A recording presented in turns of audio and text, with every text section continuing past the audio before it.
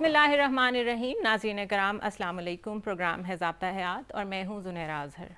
ہمارا آج کا موضوع قرآن کریم ایک مسلسل اور دائمی معجزہ. رسول کریم صلی اللہ علیہ وآلہ وسلم کا ارشاد ہے کہ قرآن کے عجائبات یعنی اس کی حیران کن باتیں کبھی ختم نہ ہوں گی، اور یہ کتاب بار بار پڑھنے سے انسانی طبیعت کے اندر کبھی اکتاہٹ پیدا نہیں ہو سکتی. یہ ایک حقیقت ہے کہ جیسے جیسے انسان کے علم میں اضافہ ہو رہا ہے، قرآن کریم کی بعض باتیں پہلے سے زیادہ سمجھ میں آنے لگی ہیں. آج ضابطہ حیات میں قرآن کریم کے اسی وصف پر ہم گفتگو کریں گے. ہمارے ساتھ اس ٹاپک پر بات کرنے کے لیے موجود ہیں یونیورسٹی آف سرگودا کے وائس چانسلر ڈاکٹر محمد اکرم چودھری، اور ان کے ساتھ ہمارے مستقل مہمان ڈاکٹر خالد ظہیر موجود ہیں. بہت شکریہ آپ دونوں کی تشریف آوری کا. ڈاکٹر صاحب، آپ سے میں آغاز کروں گی کہ بار بار ہم یہ بات سنتے ہیں مختلف علماء اور مختلف ایسے لوگ جن کی گرپ ہے قرآن کریم پہ کہ قرآن پاک ایک معجزہ ہے اور کبھی نہ ختم ہونے والی خصوصیات اس میں شامل ہیں. اس کو آپ کس طرح دیکھتے ہیں؟ بسم اللہ الرحمن الرحیم. ایک نشست میں کتاب اللہ کے اعجاز القرآن کے سبھی پہلوؤں پہ بات کرنا تو ممکن نہیں ہے. میں چند اہم نکات اس سلسلے میں عرض کروں گا کہ کتاب اللہ ایک مسلسل معجزہ ہے، اس اعتبار سے بھی کہ یہ ایک ایسی زبان میں اترا، اللہ نے اس کو عربی میں نازل کیا جس کے سبب عربی زبان ایک امر زبان ہو گئی. ٹھیک. باقی جتنی الہامی کتابیں اور صحف سماویہ جن زبانوں میں اترے، آج وہ نہ زبانیں وہ رہیں نہ وہ کتابیں اپنے صحیح انداز میں محفوظ رہیں. مثال کے طور پر کسی زمانے میں سنسکرت کا بڑا طوطی بولتا تھا. لیٹن زبانیں بہت اہم تھیں، چونکہ ان زبانوں کو کتاب اللہ جیسی کوئی کتاب نصیب نہیں ہوئی، وہ زبانیں دنیا سے ناپید ہو گئیں. صحیح. اس لیے عربی میں کہا جاتا ہے کہ لولا القرآن لما کانت العربیہ، اگر قرآن نہ ہوتا تو آج عربی بھی باقی نہ رہتی. تو اس کا مطلب ہے کہ آپ یہ کہہ رہے ہیں کہ جو کنٹینٹ ہوتا ہے، جو چیز جس زبان میں نازل ہو رہی ہے وہ چیز زیادہ امپورٹنٹ ہے، وہ زبان زیادہ امپورٹنٹ نہیں ہے. اور جتنی بھی انسانی زبانیں ہیں وہ اپنی ایک صورت میں 250 سے 300 سال باقی رہتی ہیں، اس کے بعد زبانیں بدل جاتی ہیں. کتاب اللہ کے اعجاز کا ایک اور پہلو یہ ہے کہ یہ واحد کتاب ہے جو ان امیٹیبل ہے، اس کی نقل نہیں تیار ہو سکتی. اس کے اعجاز کا ایک اور پہلو یہ ہے کہ مسند امام احمد ابن حنبل میں ہے کہ آن جناب علیہ الصلوۃ والسلام نے فرمایا اللہ نے 1,24,000 انبیاء بھیجے، ان میں سے 315 کو کتابیں دی گئیں. بڑی کتابیں تو 4 ہیں کرونالوجیکل آرڈر میں، کہ تورات ہے، زبور ہے، انجیل ہے، قرآن کریم ہے. ان 315 کتابوں میں صرف ایک ہی کتاب ہے جو اپنی صحیح صورت میں موجود ہے. پھر اس کتاب کا ایک اعجاز یہ بھی ہے، اس کے معجزہ ہونے کا ایک ثبوت یہ بھی ہے کہ یہ واحد کتاب ہے کہ جس کی 6,500 آیات میں، اس سے بھی زیادہ آیات میں کوئی تناقض اور کوئی تضاد موجود نہیں ہے. اللہ نے خود دعویٰ کیا کہ وَلَوْ كَانَ مِنْ عِنْدِ غَيْرِ اللَّهِ لَوَجَدُوا فِيهِ اخْتِلَافًا كَثِيرًا. اگر یہ اللہ کے علاوہ کسی اور کا کلام ہوتا تو یہ اس میں جا بجا آپ کو تضادات مل جاتے. ٹھیک. یہ واحد کتاب ہے جس کے دنیا میں حفاظ موجود ہیں. اس بوڑھے آسمان نے آج تک گرنتھ کا، ویدوں کا، پرانوں کا، اوستا کا، توریت کا، زبور کا، انجیل کا کوئی حافظ نہیں دیکھا. یہ واحد کتاب ہے جو زبان پہ چڑھ جاتی ہے، اور اسلامی ممالک میں 8 سال کی عمر، 7 سال کی عمر سے لے کے 110 115 سال کی عمر کے حفاظ ہیں. یہ واحد کتاب ہے جو یاد ہو جاتی ہے. اور پھر یہ کہ اس کے ڈکشن کو نقل نہیں کیا جا سکتا. یہ بے شمار اس کے پہلو ہیں مسلسل معجزہ ہونے کے. ٹھیک ہے. ڈاکٹر خالد ظہیر، یقیناً آپ کا ایک اپنا اینگل ہوگا، آپ کی ایک اپنی رائے ہوگی. آپ کس طرح مثالیں دے کے یہ بات واضح کر سکتے ہیں کہ یہ ایک مسلسل اور دائمی معجزہ ہے قرآن کریم؟ دیکھیں زنیرہ، آج کے دور میں عام جو پڑھا لکھا آدمی ہے وہ ظاہر ہے کہ ان بہت سے حقائق سے واقف اور متاثر ہے کہ جن کو آپ سائنسی حقائق کہتے ہیں. صحیح. قرآن مجید کے بارے میں یہ بات معلوم اور طے ہے کہ یہ آج سے 1400 سال پہلے کے زمانے میں نازل ہوئی، اور تب سے لے کے اب تک جیسا کہ ڈاکٹر صاحب نے فرمایا کہ بالکل محفوظ موجود ہے. اس کے کسی ایک لفظ، کسی ایک زیر زبر کے شوشے میں کوئی فرق نہیں آیا، بین ہی اسی طرح سے ہے۔ اس دوران میں علم کی دنیا بدل گئی، انقلاب آ گیا، اور سائنس نے وہ چیزیں دریافت کر لیں کہ جن کا پہلے انسان گمان بھی نہیں کر سکتا تھا، اور بہت سے ان نظریات کا ابطال کر دیا، غلط ثابت کر دیا کہ جو پہلے لوگ مانتے تھے اپنے اوہام کی بنیاد پر یا جو ان کے پاس معلومات تھی۔ اس میں ایک کتاب ہے جو بالکل منفرد ہے، اور وہ قرآن مجید ہے، کہ جو اگرچہ کہ سائنس کی کتاب نہیں، وہ اصل میں انسان کی ہدایت کی کتاب ہے، لوگوں کو دعوت دیتی ہے، اور دعوت دیتی ہے اللہ پر، رسالت پر، آخرت پر ایمان کی، اور وہ دعوت دیتی ہے ان حقائق کی بنیاد پر کہ جن کو ہم آج کہتے ہیں فینومینا آف دا نیچر، جو ہمارے گرد و پیش میں حقائق موجود ہیں، اللہ کی تخلیق موجود ہے۔ قرآن مجید ان کے بارے میں بیان کرتا ہے، ریفرنس دیتا ہے، اور ظاہر ہے کہ اس زمانے کے بدوؤں کو بھی کلام کیا، لیکن جس زبان اور جس انداز میں کلام کیا اور جو باتیں بیان کی، ان کو آج کا کوئی سائنسدان بھی کہ جو سائنسی حقائق کی تفصیلات سے واقف ہے، وہ یہ مجال نہیں کر سکتا کہ وہ یہ کہے کہ اس میں یہ بات غلط ہے یا صحیح طرح بیان نہیں ہوئی۔ اس کی کئی مثالیں دی جا سکتی ہیں۔ مثال کے طور پر آپ یہ دیکھیے کہ اس دور میں ایک مشہور ایمبرالوجسٹ ہیں کینتھ ایل مور، انہوں نے ایمبرالوجی کی کتاب ٹیکسٹ بک لکھی، اور اس کے بعد انہوں نے جب اپنی یونیورسٹی میں وہ پڑھا رہے تھے تو ان کے بعض عرب طالب علموں نے ان کو بتایا کہ یہ جو آپ اپنے طور پر لیٹسٹ حقائق بیان کر رہے ہیں یہ تو ہم پہلے سے جانتے ہیں۔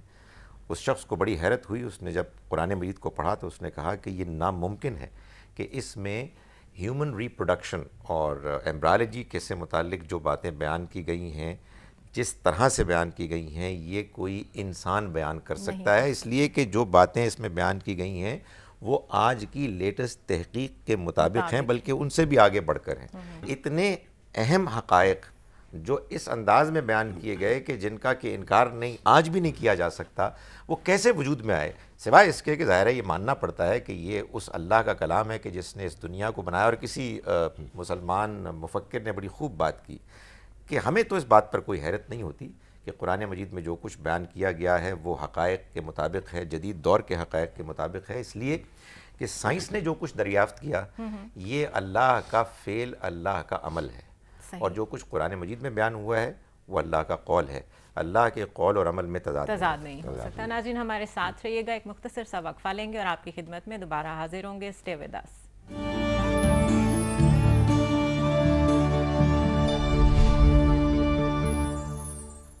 ویلکم بیک ناظرین، آج کے ضابطہ حیات میں ہم ڈسکس کر رہے ہیں قرآن کریم ایک مسلسل اور دائمی معجزہ۔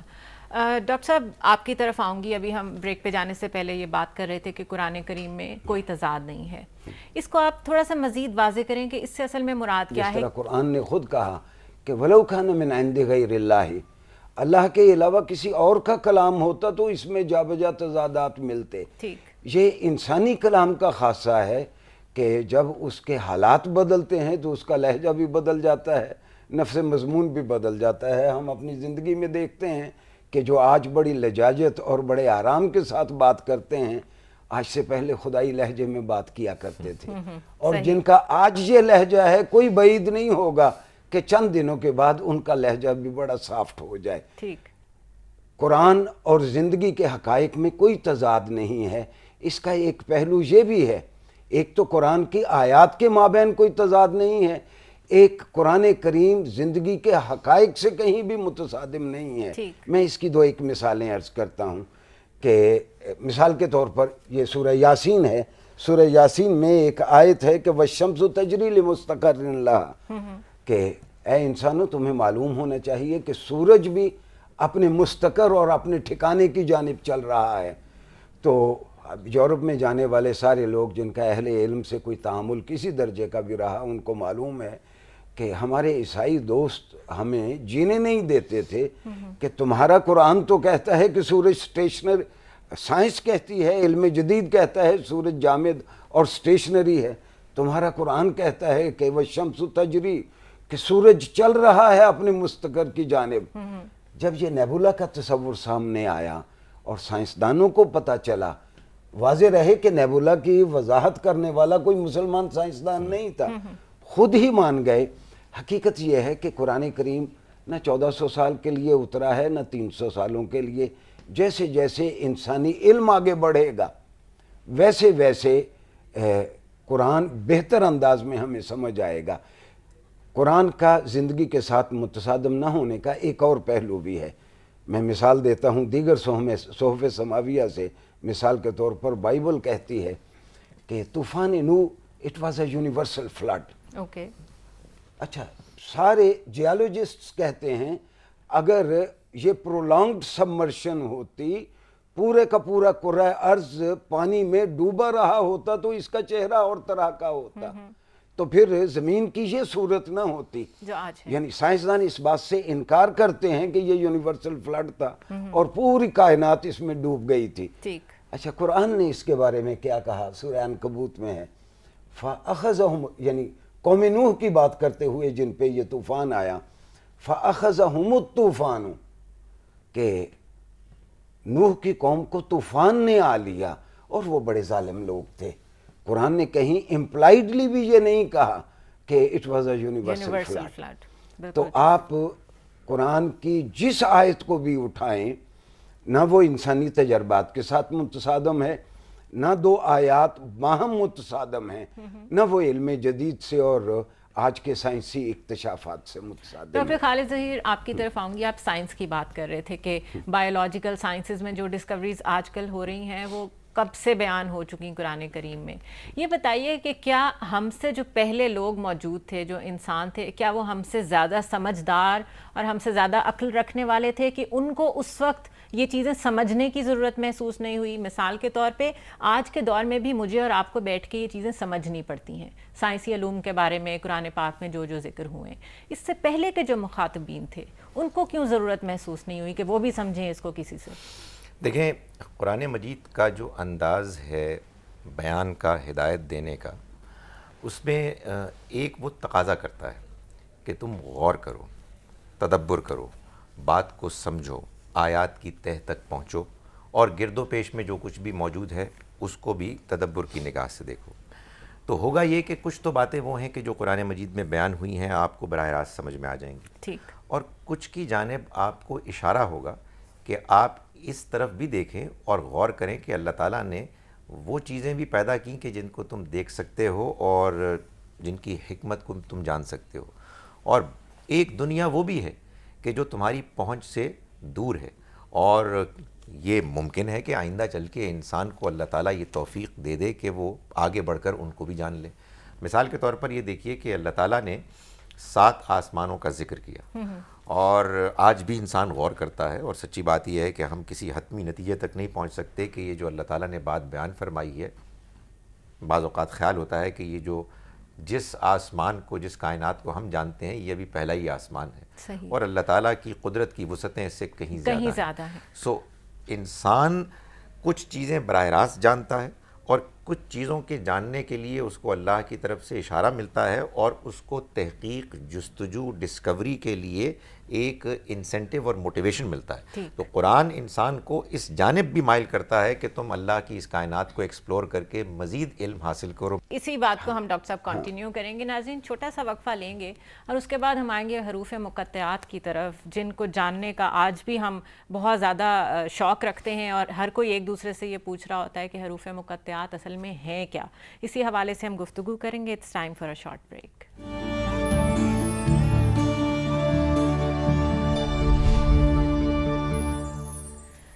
ویلکم بیک ناظرین. ضابطہ حیات میں ایک دفعہ پھر خوش آمدید. گفتگو کا سلسلہ ہم وہیں سے چھوڑتے ہیں جہاں سے ہم نے چھوڑا تھا. ڈاکٹر خالد ظہیر آپ کی طرف آؤں گی. حروف مقطعات, ہم زیادہ سے زیادہ ان کے بارے میں یہ جانتے ہیں کہ اس میں بہت سے عجائب پوشیدہ ہیں. ان کی کیا تاثیر ہے, especially with reference to Farahi صاحب, آپ اس کو کس طرح دیکھتے ہیں؟ مولانا حمید الدین فراہی نے جو حروف مقطعات کے بارے میں اپنی تحقیق پیش کی, اس کی روشنی میں یہ معلوم ہوتا ہے کہ جن جن صورتوں کا آغاز حروف مقطعات سے ہوا وہ در حقیقت ان صورتوں کے نام ہیں. ٹھیک. چنانچہ یہ وہ چیز ہے کہ جو ان کے مطابق, ان کی تحقیق کے مطابق جو عربی میں خطبات اور قصیدے ہوتے تھے ان میں بھی یہ چیز آپ کو کہیں کہیں ملتی تھی، جس کی وجہ سے یہ ہوا کہ جن لوگوں کے سامنے اللہ کا کلام پیش کیا گیا انہیں اس میں کوئی اجنبیت محسوس نہیں ہوئی. ٹھیک. چونکہ یہ اللہ کا کلام ہے اور اگرچہ کہ صورتوں کے نام سے ہم کو ایک طرح کا اطمینان ہو جاتا ہے، اور یہ بات بھی سامنے آتی ہے مثال کے طور پر کہ 2 صورتیں سورہ بقرہ اور سورہ آل عمران الف لام میم سے شروع ہوتی ہیں، بالکل. تو ان میں مضمون میں بھی آپ کو بہت کچھ یکسانیت ملتی ہے، اس میں بہت سی چیزیں ہیں کہ جو کامن ہیں، ظاہر ہے اس کی الگ سے تفصیلات ہیں. لیکن ایک اور بڑی دلچسپ بات یہ ہے کہ محسوس یہ بھی ہوتا ہے کہ اللہ تعالیٰ نے کم سے کم ایک نمایاں اشارے کے ذریعے سے یہ بتا دیا کہ یہ جو حروف ہیں ان کے باقاعدہ معنی ہیں. ٹھیک. اور وہ معنی در حقیقت ان صورتوں کے اندر بیان کیے گئے مضامین سے مناسبت رکھتے ہیں. اس کی ایک بڑی ہی واضح مثال سورہ نون ہے. ایک نسبتاً چھوٹی سورہ ہے اور وہ سورہ قلم کے نام سے بھی موسوم ہے. نون سے شروع ہوتی ہے. نون کے بارے میں ہم جانتے ہیں عربی زبان میں کہ اس کا مطلب مچھلی ہے، اور قرآن مجید کی اس مختصر سورہ میں جو نون سے شروع ہوتی ہے مچھلی کا ذکر بھی ہے. اللہ تعالیٰ نے آخر میں نبی اکرم صلی اللہ علیہ وسلم کو خطاب کر کے فرمایا کہ وَلَا تَكُنْ كَصَاحِبِ الْحُوتِ، آپ مچھلی والے کی طرح یعنی یونس علیہ السلام کی طرح نہ ہو جائیے گا. اس سے معلوم یہ ہوا کہ سورہ مبارکہ کا آغاز نون سے ہوا اور اس میں مچھلی کا ذکر ہوا. اسی طرح سے معلوم ہوتا ہے کہ اگر تحقیق کی جائے تو ان حروف کے معنی قدیم زبان کی جو انڈرسٹینڈنگ ہے اس سے کچھ نہ کچھ معلوم ہوں گے. بلکہ جو لکھنے کا طریقہ تھا، جس طرح نون کی ہی اگر بات کریں تو اس کی شکل مچھلی کی طرح جی بالکل. اس کو اگر آپ ایک خاص طرح سے لٹا کے لکھیں تو وہ آپ دیکھیں گے کہ ایسا لگتا ہے کہ مچھلی کی ایک آنکھ ہے. اور وہ اسی وجہ سے اس لفظ کو یہ مفہوم حاصل ہوا کر دیا گیا. اور یہ قدیم زبانوں میں بھی اور آج شاید چینی زبان اور اس سے ملتی جلتی زبانوں میں بھی یہ معاملہ ہے کہ اس کے جو الفابیٹس ہیں ان میں کچھ تصاویر ہوتی ہیں کہ جو کچھ تصورات کی عکاسی کرتی ہیں. سو اس سے یہ معلوم ہوا کہ قرآن مجید حروف مقطعات سے صورتوں کا آغاز کر کے پڑھنے والے غور کرنے والوں کو بہت کچھ سمجھانے کی کوشش کر رہا ہے کہ تم مزید غور کرو، مزید تحقیق کرو اور تم کو اس کے نتیجے میں مزید قرآن مجید کے مفہوم کو سمجھنے میں مدد ملے. لیکن ڈاکٹر صاحب آپ کو لگتا ہے کہ آج کل اتنی اس لیول کی تحقیق کرنے والے لوگ موجود ہیں؟ دیکھیے میں آپ کو یہ بتاؤں کہ مغرب میں تو یہ تحقیق ہو رہی ہے، ہمیں بھی اس لیول کی تحقیق کا معیار قائم کرنا ہے، اور حقیقت یہ ہے کہ ان کو بھرپور طریقے سے اللہ کے دین اور اس کی کتاب کی دعوت بھی دینی ہے. صحیح. کیا خبر کہ وہاں کے لوگ اگر اس سے متاثر ہو کے ایمان لائیں تو وہ آگے بڑھ کر مزید تحقیق کریں، اور ہم کو بھی کرنی ہے. ظاہر ہے کہ یہ کلام وہ کلام ہے کہ جو پوری دنیا کے لیے آیا ہے، یہ تمام انسانوں کے لیے قیامت تک کے لیے اللہ تعالیٰ کی ہدایت اور رہنمائی کی کتاب ہے. اس لیے ہمیں اس کو ماننا ہے، اس کو اختیار کرنا ہے، اس کو پڑھنا ہے، اس کے علوم پر تحقیق کرنی ہے اور دنیا والوں کے سامنے اس کی دعوت پیش کرنی ہے. تو انشاءاللہ اس کے یہ حقائق اور نمایاں ہوں گے، جیسا کہ نبی اکرم صلی اللہ علیہ وسلم کے اس ارشاد میں ہمیں معلوم ہوتا ہے کہ جس کا ذکر آپ نے ابتدا میں کیا. صحیح. ناظرین ہمارے ساتھ رہیے گا، بریک پہ جائیں گے اور بریک سے آنے کے بعد ہم یہ بات کریں گے کہ ہم ایسی کتاب کے حامل ہیں، مسلمان ہونے کے ناطے میں یہ کہہ رہی ہوں، جس کے معجزات کے لیے ایک نشست ایسی یقیناً کافی نہیں ہے. تو کیا ہمارے اندر اس کتاب کا ایک صحیح عکس نظر آتا ہے، اور اگر نہیں نظر آتا تو اس کی کیا وجہ ہے؟ ہمارے ساتھ رہیے گا. It's time for a short break.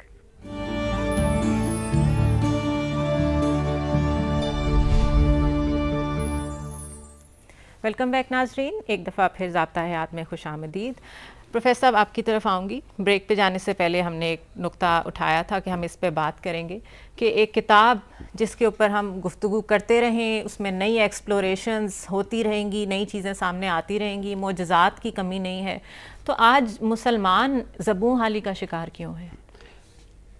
Zunaira صاحبہ، اس سے پہلے جو حروف مقطعات پہ بات کر رہے تھے، اس پہ میں صرف تھوڑا سا اس پہ عرض کرنا چاہوں گا. وہ یہ کہ مفسرین نے بڑے بڑے مضامین اس پہ بیان کیے، بڑے بڑے لطیف نقطے بھی انہوں نے بیان کیے. ایک چیز ہمیں نہیں بھولنی چاہیے، وہ اپنی جگہ پہ بھی درست ہوں گے. ایک چیز ہمیں نہیں بھولنی چاہیے، یہ کتاب عربی میں اتری، عربی کے ڈکشن میں اتری، اور عربوں کا انداز اس کتاب میں اختیار کیا گیا. عربوں کے یہاں یہ ایک روایت تھی، جب کوئی بڑا آدمی بولنے والا اپنی گفتگو کرتا تو اپنی بات کرنے سے پہلے لوگوں کو متوجہ کرنے کے لیے کچھ حروف تہجی بولتا. صحیح. بالکل اس طرح جس طرح آپ انگریزی میں کہتے ہیں can I have your attention plays 1 2 3. آپ لوگوں کو اپنی جانب متوجہ کرنے کے لیے عربوں کا عام قاعدہ تھا. ٹھیک. اور زمانہ قبل از اسلام کے بہت ساری پرانی چیزیں جناب علیہ السلام نے اپنے خطبات میں بھی اور قرآن کے ڈکشن میں بھی باقی رکھی گئیں. قس بن ساعدہ الایادی بہت بڑے خطیب تھے. ان کا طریقہ یہ تھا کہ جب بھی وہ کوئی خطبہ دیتے تو حمد و ثنا کے بعد یا جو بھی وہ اپنے زمانے میں کہتے تھے اپنی بات شروع کرنے سے پہلے اما بعد، یعنی اس کے بعد میں یہ کہنا چاہتا ہوں. جناب علیہ السلام نے اما بعد کا لفظ زمانے قبل از اسلام کا آپ نے بھی اختیار کیا اور جاری رکھا. قس بن ساعدہ الایادی جب بھی خطبے کے لیے کھڑا ہوتا تو وہ اپنے دائیں ہاتھ میں عصا لے کے کھڑا ہوتا. یہ بھی زمانہ اسلام میں جناب علیہ السلام نے اس پریکٹس کو جاری رکھا. ٹھیک. عرب جب بھی اپنا کوئی خطبہ یا کوئی اہم بات کرتے تو لوگوں کو متوجہ کرنے کے لیے پہلے 3-4 حروف مقطعات بولتے. اس کا مطلب یہ ہوتا تھا کہ ہم لوگوں کو متوجہ کرنے والے ہیں، تمہیں بہت اہم بات بتانا چاہتے ہیں. لیکن اس پہ سید قطب نے فی ظلال القرآن میں اس میں انہوں نے ایک بہت خوبصورت نقطہ بیان کیا. سید قطب کہتے ہیں کہ یہ حروف مقطعات کا استعمال، حروف مقطعات ہیں تو حروف تہجی، دراصل یہ بار بار عربوں کو بتایا جا رہا ہے کہ دیکھو انہی حروف تہجی کو استعمال کر کے ہم نے یہ کتاب کمپوز کی ہے. اگر تم اسے منزل من اللہ نہیں مانتے تو یہ حروف تہجی تمہارے پاس بھی ہیں. ان حروف تہجی کو استعمال کر کے تم اس جیسی کوئی ایک صورت ہی بنا دو. اور زمانہ گواہ ہے کہ وہ ایسی صورت ایک بھی نہیں، وہ 3 آیات بھی نہیں بنا سکے. جبکہ قرآن کا چیلنج ہے 1400 سال سے پوری دنیا کے سامنے. ڈاکٹر صاحب یہ بتائیے کہ ہم میں قرآن کا وہ عکس کیوں نہیں نظر آتا جس کی ہم بات کر رہے ہیں؟ عکس اس لیے نظر نہیں آتا کہ ہم وجدانی سطح پہ، عاطفی سطح پہ، ایموٹیو لیول پہ، جذباتی لیول پہ تو قرآن سے بڑا پیار کرتے ہیں، اس کو چومتے ہیں. جس طرح میں نے پہلے عرض کیا کہ ہم اس کو صرف برکت کے لیے ایک کتاب سمجھتے ہیں، اس کو دستور العمل نہیں سمجھتے. قرآن روکتا ہے آپ کو، مثال کے طور پر وَلَا يَجْرِمَنَّكُمْ شَنَآنُ قَوْمٍ عَلَىٰ أَلَّا تَعْدِلُوا. دیکھو اگر تم فیصلہ کرنے بیٹھے ہو، کسی مخالف کا معاملہ تمہارے پاس آ جائے تو انصاف کا دامن ہاتھ سے نہیں چھوڑنا. ہم جب بھی فیصلہ کرتے ہیں اپنی پارٹی کے لیے کرتے ہیں، اپنے بچوں کے حق میں کرتے ہیں، اپنے قبیلے کے لیے کرتے ہیں. دراصل یہ کتاب ہمارے اندر اتری نہیں ہے، صحیح طرح اتر نہیں پائی، کیونکہ ہم نے اس کو صرف ناظرہ پڑھنے اور حفظ کرنے تک اور اس کو صرف ہم نے پڑھنے تک اور اس کو برکت کے حصول کا ذریعہ سمجھا ہے. اس کو صحیح معنوں میں ہدایت کا ذریعہ ہم نے نہیں بنایا. صحیح. ڈاکٹر خالد ظہیر یہ بتائیے کہ سوائے حضرت یوسف علیہ السلام کے قصے کے باقی انبیاء کے قصے ایک مکمل طور پر ایک جگہ پر بیان کیوں نہیں ہوئے؟ اسی طرح کتاب کریم جو ہے وہ اتری تو محمد صلی اللہ علیہ وآلہ وسلم پر، لیکن اس میں ہمیں سب سے زیادہ تفصیل حضرت موسیٰ کے قصے کی ملتی ہے. اس کو کچھ ایکسپلین کریں. دیکھیں، جیسا کہ ہم نے ابھی گزارش کی کہ قرآن مجید کوئی سائنس کی کتاب نہیں، اسی طرح سے قرآن مجید کوئی تاریخ کی کتاب بھی نہیں. ٹھیک. یہ تو در حقیقت انسانوں کی ہدایت کی کتاب ہے. ہدایت کے موضوعات کے لحاظ سے جس موقع پر جس قصے کے جس حصے کی ضرورت پیش آئی اللہ تعالیٰ نے اس کو بیان فرما دیا. تو گزارش یہ ہے کہ نبی اکرم صلی اللہ علیہ وسلم کے جو اللہ کے رسول تھے، جن کی آمد کے بعد اس قوم پر کہ جس نے انکار کیا اور انکار پر اڑ گئی اس پر عذاب آنا تھا، تو نبی صلی اللہ علیہ وسلم چونکہ ان کو وارن کر رہے تھے، ان کو خبردار کر رہے تھے، تو یہ لازم تھا کہ ان کو بار بار بتایا جائے ان واقعات کے حوالے سے، کبھی اختصار کے ساتھ، کبھی تفصیل کے ساتھ، کہ دیکھو خدا کے بندوں، تم جو کام کر رہے ہو اس کے نتیجے میں تم اپنی دعوت، اپنی موت کی دعوت خود اپنے آپ کو دے رہے ہو اور تم عنقریب اس عذاب سے دوچار ہو جاؤ گے. تو قرآن مجید نے اس کو مختلف پہلوؤں سے بیان کیا. اسی طرح سے آپ یہ دیکھیے قصہ آدم و ابلیس ہے، اس کے مختلف پہلو اور اس کے مختلف تفصیلات اپنے اپنے مقامات پر مختلف مواقع پر آئی ہیں اپنا رول ادا کرنے کے لیے. کہیں یہ بتانا مقصود ہے کہ جو ابلیس نے تکبر کا رویہ اختیار کیا بالکل فوراً بعد آپ نے سوال کیا نا کہ اچانک مضمون بدل جاتا ہے، بنی اسرائیل کا ذکر آ جاتا ہے، اور ان کو یہ بتایا جاتا ہے کہ دیکھو تم اس کتاب پر اور اس پیغمبر پر ایمان لاؤ، ولا تکونوا اولا کافر بہ، اور تم اس کے پہلے انکار کرنے والے نہ بن جانا. گویا کہ یہ بتایا جا رہا ہے پیچھے قصہ آدم و ابلیس کے بیان سے کے ذریعے سے کہ جیسے ابلیس تکبر کر کے سجدہ کرنے سے گریز کرنے کے نتیجے میں اللہ تعالیٰ کے ہاں راندہ درگاہ ہو گیا، اسی طرح سے تم بھی تکبر کے نتیجے میں اپنے آپ کو اس ایمان لانے کے شرف سے محروم نہ کر دینا. تو گویا کہ واقعات کے اندر جو ہدایت کا پہلو ہے وہ ہے اصل میں قرآن کا موضوع. یعنی ڈاکٹر صاحب یہ کہا جا سکتا ہے کہ حکمت کو بیان کرنے کے لیے جہاں تمثیل کی ضرورت پڑی ہے اللہ تعالیٰ نے وہ بیان کی ہے، لیکن ایسا نہیں کیا کہ قرآن کو صرف قصے کہانیوں کی یا تاریخ کی کتاب بنا دیا جائے. ہدایت کی کتاب ہے، اور ہدایت میں جہاں جہاں ضرورت پیش آئی ہے ان واقعات کو بیان کیا ہے اور بار بار بیان کیا. بالکل صحیح. ناظرین ہمارے ساتھ رہیے گا. It's time for a short break.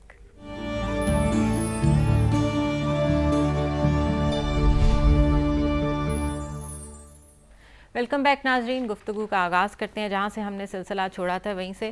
Doctor صاحب آپ کی طرف آؤں گی کہ لنگوسٹکس کے جو ایکسپرٹس ہیں وہ کہتے ہیں کہ 15 کلومیٹر 20 کلومیٹر کے بعد زبان بدل جاتی ہے. اسی طرح جو چیز ہم 1399 میں چوسر کو سمجھ لیتے تھے آج سمجھنے سے قاصر ہیں، کیونکہ انگریزی زبان میں بھی بہت تبدیلیاں آئی ہیں. ولی دکنی کو آج ہم نہیں پڑھ پاتے، حالانکہ اردو زبان ہم بولتے ہیں لیکن ان کی اردو ہمیں سمجھ نہیں آتی. تو عربی زبان بالکل اسی طرح پرزرو رہی ہے ابھی تک جس طرح کہ جاہلی عرب کے زمانے میں تھی. تو کیا خود قرآن کریم اس کا باعث بنا ہے اس زبان کو پرزرو کرنے کے لیے؟ یہ میں نے جس طرح پہلے عرض کیا کہ لولا القرآن، اگر قرآن نہ ہوتا تو آج عربی بھی نہ ہوتی. ٹھیک. باقی زبانیں اس لیے محفوظ نہ رہ سکیں کہ انہیں قرآن کریم جیسی کوئی قد آور کتاب ان کو نصیب نہیں ہوئی. دنیا کی ساری زبانیں 250 سے 300 سال کے عرصے میں ان کی شکل بدل جاتی ہے. اچھا بسا اوقات لفظ اور معنی کا باہم تعلق اس قدر بدلتا ہے کہ 200-250 سال میں ایک لفظ بالکل الٹ معنی دینے لگتا ہے. میں اس کی صرف ایک مثال دوں گا کہ لفظ نائس، NICE نائس، آج سے 400 سال پرانی انگریزی میں نہایت بھدی گالی تھا نائس، اور آج اس کی کنوٹیشن بہت ہی پازیٹیو ہے. میں یہ معنی نہیں بتاتا کہ اس وقت اس کا کیا معنی تھا، نہایت بھدا لفظ تھا. صحیح. اچھا اردو نے 200 سال میں کئی لفظوں کے، میر کی شاعری میں میر امن کی باغ و بہار دیکھیں، بے شمار الفاظ ایسے ہیں جن کا آج معنی بالکل بدل گیا ہے. صحیح. اچھا قرآن میں جتنے الفاظ استعمال ہوئے اس کو ہم انگریزی میں سیمینٹک ایکسٹینشن کہتے ہیں کہ لفظ اور معنی کا باہم تعلق امر نہیں ہے. الفاظ اپنے معنی بدل لیتے ہیں، الفاظ چلتے چلتے ٹیبو بن جاتے ہیں، وہ گالی بن جاتے ہیں الفاظ. قرآن کریم کی صرف ٹیکسٹ ہی محفوظ نہیں ہے، قرآن کریم کے ڈکشن میں جتنے الفاظ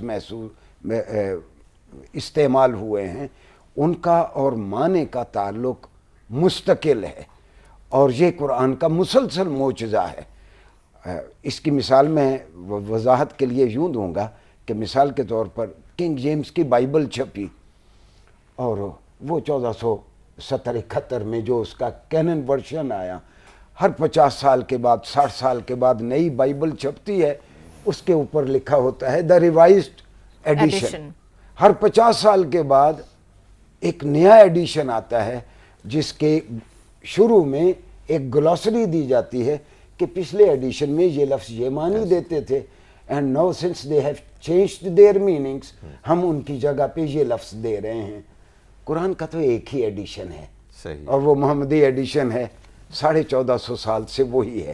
اچھا صرف یہی نہیں، 1933 میں میونخ یونیورسٹی نے ایک قرآن کا آرکائیو قائم کیا. انہوں نے کہا کہ ہم قرآن کے سارے نسخے اکٹھے کرتے ہیں، سارے 42,000 نسخہ 1933 میں جرمنی میں اکٹھا ہوا، جزیرۃ العرب سے، مصر سے، بر صغیر سے، فار ایسٹ سے. 42,000 نسخوں کو جب باہم کولیٹ کیا گیا، کولیٹ کرنا کہتے ہیں کہ جب ایک ٹیکسٹ کا دوسری ٹیکسٹ کے ساتھ موازنہ کیا جاتا ہے. اس کولیشن میں ایک بھی نص کا اختلاف نہیں ملا، اور 42,000 نسخوں میں 1400 سالوں میں कहीं टेक्स्ट सरे मुंह उसमें तब्दीली नहीं आई। क्या यही वो वजह थी जिसके बाद वेटिकन ने ये डिसाइड किया कि आज के बाद हम कुरान पे एतराज़ नहीं करेंगे? मैं अर्ज करता हूँ, इसके बाद सबसे कुरान का पुराना नुस्खा जो जनाब अलैहिस्सलाम के विसाल के 13-14 साल बाद, पौने 13 साल बाद, यानी सैयदना उस्मान ने अपनी खिलाफत के अव्वलीन दिनों में जो नुस्खे तैयार करवा के उस वक्त की इस्लामी रियासत के बड़े बड़े मराकज़ को भिजवाए, कई रिवायतों में है 7 थे, कई में है कि वो 5 थे, उनमें से 4 इस वक्त एक्सटेंट हैं। एक नुस्खा सराय तोपकापी म्यूज़ियम इस्तांबुल में है, ये वो नुस्खा है जो वक्त शहादत सैयदना उस्मान के ज़ेर मुताला था। सूरह फातिहा की फसयक्फ़िकहुमुल्लाह, इस आयत पे हज़रत नाइला की उंगलियां कटी तो उनका खून टपका हुआ है। दूसरा नुस्खा इंडिया ऑफिस लाइब्रेरी में है, इसका आप सरवर खोलें तो अंदर शाहजहां के दस्तखत हैं। ये नुस्खा मुझे अपनी जान से ज़्यादा अजीज़ है कि ये मुसहफ़ उस्मानी है, फलां ज़रिए से मुश्तक आया है। सही। अंग्रेज़ यहाँ से सिर्फ संगे मरमर नहीं उठा के ले गया, वो आपकी अच्छी अच्छी किताबें भी उठा के ले गया। और तीसरा नुस्खा इस वक्त ताशकंद में है। चौथा नुस्खा इस वक्त काबुल में है, अल्लाह करे अगर वो वहीं रहे तो। ये हिंदुस्तान वाला दूसरा नुस्खा कहाँ है? ये इंडिया ऑफिस लाइब्रेरी लंदन में है, और तीसरा ताशकंद में। यानी उन 5 नुस्खों में से 4 नुस्खे इस वक्त अवेलेबल हैं। सही। और अल्हम्दुलिल्लाह। और जो सवाल आपका है वो ये कि अब वसाइल इतने बढ़ गए कि कुरान का बहुत बड़ा दुश्मन है गोल्डज़ेर, जर्मन यहूदी था, तो उसकी पिछले दिनों में एक किताब शाया हुई जिसका प्रीफेस कुरान का एक बहुत बड़ा दुश्मन बर्नार्ड लवीस है, उसने लिखा। कहने लगा कि गोल्डज़ेर जिस वक्त लिख रहा था कुरान के ख़िलाफ़, उसको अंदाज़ा ही नहीं था कि कभी मीडिया इतना आम हो जाएगा और मुसलमानों तक मेरी बातें पहुँचेंगी। वो सिर्फ ईसाइयों के लिए लिखता था। सही। वो उसको ये ख्याल ही नहीं था मुसलमानों के सामने ये चीज़ें जाएंगी। अब जब मीडिया का ये पूरी दुनिया में इस तरह फैलाव हुआ तो 1962-63 में वेटिकन ने भी महसूस किया कि इस तरह हम अनफाउंडेड बातें कुरान के बारे में कहते हैं तो हम इसको पैराडाइम शिफ्ट कहते हैं। तो फिर उन्होंने नई हिकमत अमली वज़ा की कि अब नंगे अंदाज में, खुले अंदाज में कुरान के बारे में हम कोई गैर मोहतात गुफ्तगू नहीं करेंगे। कुरान के बारे में कोशिश मगरब की अभी तक वही है, लेकिन उन्होंने अपने बज़ाहिर अपने अंदाज को और अपने कलम को किसी हद तक और उसको इन्होंने पैराडाइम शिफ्ट का नाम दिया। डॉक्टर खालिद ज़हीर, आपकी तरफ आऊँगी। ये बताइए कि ठीक है, ये कुरान करीम का एक मोज़ा है कि हम हुफ़ाज़ तैयार करते हैं, लोगों को ये दिलों से याद हो जाता है, और एक तरह से ये प्रिजर्व भी इसीलिए है शायद कि ये सीना बसीना मुंतकिल होता है। लेकिन ये हकीकत अपनी जगह मुझे बहुत ज़्यादा कई दफ़ा क्लिक करती है कि इससे बहुत बेहतर ना हो अगर हम ऐसे इंसान तैयार करें जिनके अंदर हमें कुरान पाक सही शक्ल में नज़र आए। वो बेशक उनको ज़ुबानी ना पढ़ सकते हों, लेकिन हर जगह आईना हो कुरान पाक का, उसके मोजज़े का और उसकी खूबसूरती का, जिस तरह के एक मुसलमान को होना चाहिए। डॉक्टर साहब अगर आप इजाज़त दे दो। बेटा यूँ है कि कुरान का पढ़ना अपनी जगह पे सवाब है। अल-इत्कान में इमाम सुयूती लिखते हैं कि कुरान का हिफ्ज़ करना फ़र्ज़ किफ़ाया है। देखिए वो बात अपनी जगह, मैं उससे बिल्कुल इनकार नहीं कर रही हूँ, लेकिन अगर आप याद कर लें और सवाब तो हासिल कर लें, लेकिन आप एक अच्छे इंसान और एक अच्छे मुसलमान की तरह पेश ना कर सकते हो। समझने के लिए ये किताब भेजी गई है जी। लेकिन इसके याद करने की, ये दरअसल कुरान की हिफाजत का अल्लाह ने एक तरीका रखा है कि ये लोगों के दिल में उतर जाता है, उनकी ज़ुबान पे चढ़ जाता है। कुरान के बहुत सारी मानी में से एक ये है, बहुत ज़्यादा पढ़ी जाने वाली किताब। ऐसी किताब अल्लामा तहावी लिखते हैं, ऐसी किताब जो लोगों की ज़ुबान पे चढ़ जाती हो, इसलिए इसको कुरान कहा गया। गोया कुरान के बुनियादी मानी में से ये है। आप हैरान होंगे, जनूबी पंजाब में बहावलपुर के पास एक बस्ती है, बस्ती चेलेवान। आज से कोई 20 साल पहले मैं वहाँ गया, 12,000 की उसकी आबादी है, कम से कम 10,000 उसमें हुफ़ाज़ थे जी, हर घर में हाफिज जी। ये बड़ी हर वालदैन की ये कोशिश होती है कि हम अपने बच्चों को कुरान पाक हिफ्ज़ कराएं, लेकिन डॉक्टर साहब आप क्या कहेंगे इस पर? ज़रा देखिए, बात यह है कि हम बाज़ औक़ात बाज़ चीज़ों की गलती देखकर कुछ ज़्यादा रिएक्ट करते हैं। मेरा ख़्याल है कि قرآن کو یاد بھی ہونا چاہیے، صحیح، قرآن کو پڑھا بھی جانا چاہیے، لیکن آپ کی بات صحیح ہے کہ اس کو سمجھا بھی جانا چاہیے اور اس پر عمل بھی ہونا چاہیے۔ میں آپ کو بتاؤں کہ قرآن کا یاد کرنا ایک اتنی بڑی نعمت ہے۔ قرآن کو آپ یاد کریں گے نا تو رمضان کی راتیں آتی ہیں تو لوگ پوچھتے ہیں ہم کیا کریں؟ قرآن ہمارے سینے میں ہو تو ہم قرآن پڑھیں، وہ غور کر کے پڑھیں، سمجھیں، اور ہمارا دل اس کے نتیجے میں اللہ کے آگے جھکے گا اور ہم اللہ کی کتاب کی وہ حکمت پائیں گے کہ جس کے نتیجے میں ہمارا عمل بھی متاثر ہوگا اور ہمارا دوسروں کے ساتھ رویہ بھی متاثر ہوگا۔ ہم لوگوں کو اللہ کے دین اور اس کی کتاب کی دعوت دینے والے بنیں گے۔ صحیح، تو میں سمجھتا ہوں کہ یہ ہمارا اس وقت ایک یک رخا پن ہے کہ ہم ایک چیز کی پر زیادہ زور دے رہے ہیں کہ جو اس کا ظاہر ہے، جو بہت ضروری ہے، بالکل بجا فرمایا ڈاکٹر صاحب نے، لیکن اس کے ساتھ ساتھ اس کی اصل روح، اس کی اصل حقیقت، اس کے معنی، اس پر غور کرنا، اس پر عمل کرنا انتہائی ضروری ہے۔ اور میں یہ بھی بتاؤں، وہ آدمی عمل اسی وقت کرے گا جب اس کو قرآن سمجھ میں آئے گا اور اس کا دل گواہی دے گا کہ یہ میرے رب کا، میرے بنانے والے کا کلام ہے اور مجھے یہ سمجھ میں آ گیا ہے۔ اس کے بعد انشاءاللہ جو انسان کے اندر عمل پیدا ہوگا، جو اس کا کردار پیدا ہوگا، اسے پھر کوئی متاثر نہیں کر سکے گا۔ بہت شکریہ ڈاکٹر محمد اکرم چودھری آپ کا، ڈاکٹر خالد ظہیر آپ کا بھی بہت بہت شکریہ۔ ناظرین، کلام الہی کی تاثیر اسی وقت ہمارے دلوں پر صحیح طریقے سے اثر انداز ہوگی جب ہمیں ایسے علماء کرام قرآن مجید پڑھائیں گے جنہوں نے اپنی درسگاہوں میں مخصوص مسلک کے بجائے قرآن مجید پڑھا ہوگا۔ مجھے اجازت دیجیے، اللہ حافظ۔